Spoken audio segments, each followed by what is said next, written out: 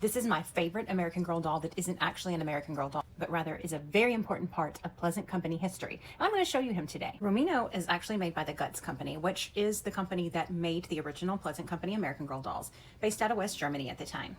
This face mold is the one that Pleasant Roland bought to make the first 3 dolls out of. What we refer to as the classic mold, the very first mold that American Girl dolls were made out of. So, as you can see, he is quite different from the modern American Girl doll or even the original American Girl dolls. He has a hard vinyl torso, rooted hair,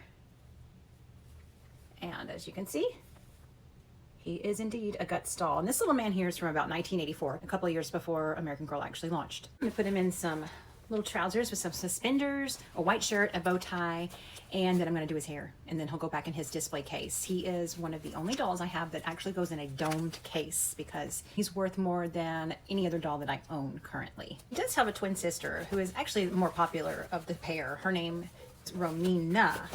So we have Romino and Romina. I've been looking for a Romina, and I want to find one for a good deal. Lots of different variations of her. Some of them look just like Samantha, and some of them have blue eyes and blonde hair. There's just a lot of different variations. Some of them actually have wigs. Some of them, most of them probably have the rooted hair. And there actually is a version that's called a Somina. Again, that's a collector's term, not a technical one.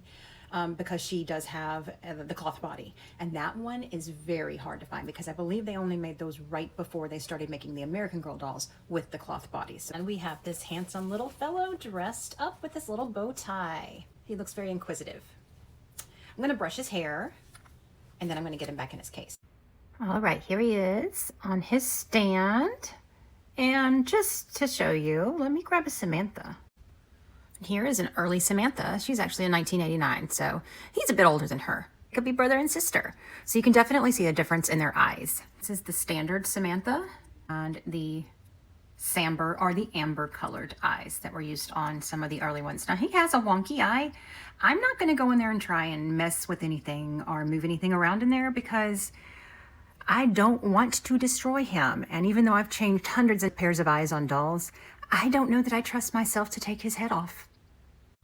All right, and here he is with his cover on him. And I always make sure to keep him out of direct sunlight because I do not want anything to damage him. So I do my best to preserve him because he's a very important part of American Girl doll history.